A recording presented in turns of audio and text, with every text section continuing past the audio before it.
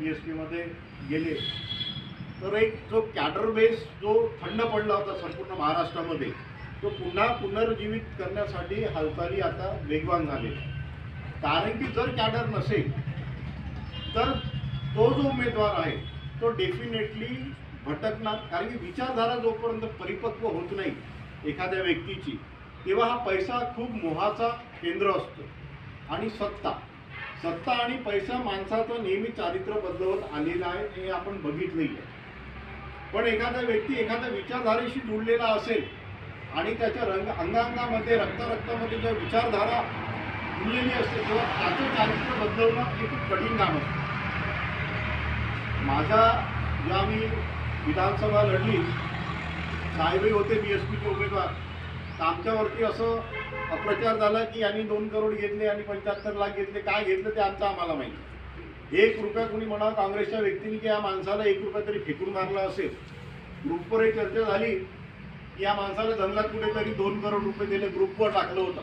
मी तुरंतमध्ये टाकलं जर कोणी मला म्हटत असेल तर मी आत्ता चौकात येतो आणि पैसे घेतले असेल तर जोड्यानं मार खायला मी तयार. त्या व्यक्तीने समोर मग टाकलं नाही मेसेज. म्हणजे आपल्या लोकांची बदनामी आपणच करतो. यांची बदनामी जेव्हा निवडणूक होते तेव्हा आपल्या लोकांना काय सुचते माहीत नाही. यानं तेव्हा चर्चाचा जो विषय असतो विचारधारेचा चर्चा नसतात तेव्हा फक्त BSPच्या उमेदवारांना पैसे काढले, वंचितच्या उमेदवारांना पैसे गेले आणि हा जो चर्चा करते हा आपल्या समाजाचा खास करून बौद्ध समाजाचा जो व्यक्तिमत्व आहे जे लोक आहेत तेच याचा प्रचार करत असतात. त्याच्यामुळे आपण नेहमी म्हणतो की काँग्रेसने आपल्या चळवळी बरबाद केल्या, BJPनं आपल्या चळवळी बरबाद केल्या. खरं पाहता ह्या ज्या चळवळीला आपण फोडलं आहे, ह्या नुकसान केलं, सारा सत्यानाश केला हे आपल्याच लोकांनी केले. आपण याचा दुसऱ्याला दोष देण्यात काही अर्थ नाही. आज आपल्यामध्ये एकही नाही आहे. सुरुवातीला मागच्या वेळेस जेव्हा विधानसभा होती तेव्हाही मी म्हटलं होतं की अरे बा सगळेजण मिळून एक उमेदवार देऊ. तेव्हाही काही एकी झाली नाही. इव्हन स्टँडिंग जेव्हा आमदार होते साहेबांना माहीत असेल मला फोन आला होता रात्री. मला वाटते 13 तारखेची घटना होती. म्हणे आम्ही सगळेजण तुम्हाला वंचित म्हणून मोठा भाऊ म्हणून आम्ही समर्थन देऊ का असं मला फोन आला. आणि दुसऱ्या दिवशी मी फोन करतो त्यांना रे काय झालं रे बाबा म्हणून. तर तो म्हणते भाऊ आम्हाला काही जमून नाही राहिला असं नाही झालं. नंतर कालांतराने एक गोष्ट समोर आली की ती जी रेकॉर्डिंग होती ती काँग्रेसच्या एका मोठ्या आमदाराला ऐकवण्यात आली, त्याच्याकडून पैसे लुटण्यात आले. म्हणजे हा असा एवढा घाणेरडा प्रकार हा चालतो राजकारणामध्ये. त्याच्यामुळे कुठेतरी आपण जेव्हा राजकारणामध्ये असतो तर ह्या सगळ्या अप्रचारामुळे आपल्या चळवळी ह्या खराब होत गेल्या.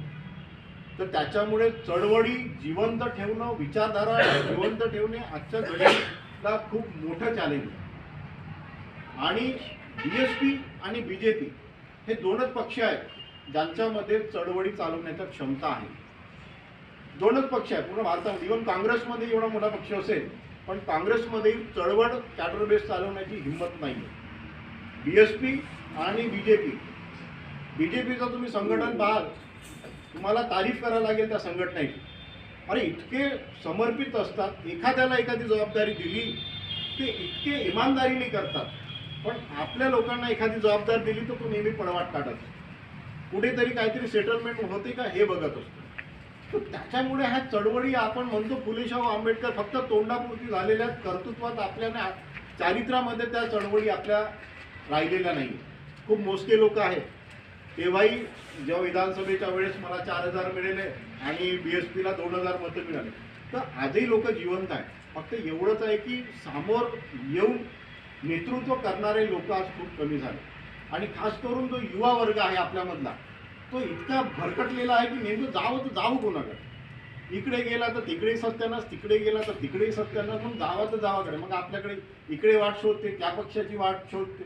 पण जोपर्यंत आपण सगळे रिपब्लिकनवाले एकत्रित येत नाही. अरे कशाला गरज असते एवढे मोठे पक्ष आपल्याला उभे करायचे, कशाला गरज असते. जेव्हा की आपण फक्त 13% रिप्रेझेंट करतो वोटिंगमध्ये.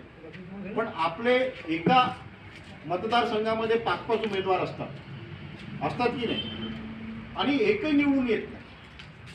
तर त्याच्यामुळे कुठेतरी रिपब्लिकन चळवळींना आता एकत्रित येऊन काम करणं ही अतिशय काळाची गरज आहे. समजा जर आपण हे नाही केलं तर व्यक्तिगत स्वार्थापुढे आपण आपल्या भविष्यात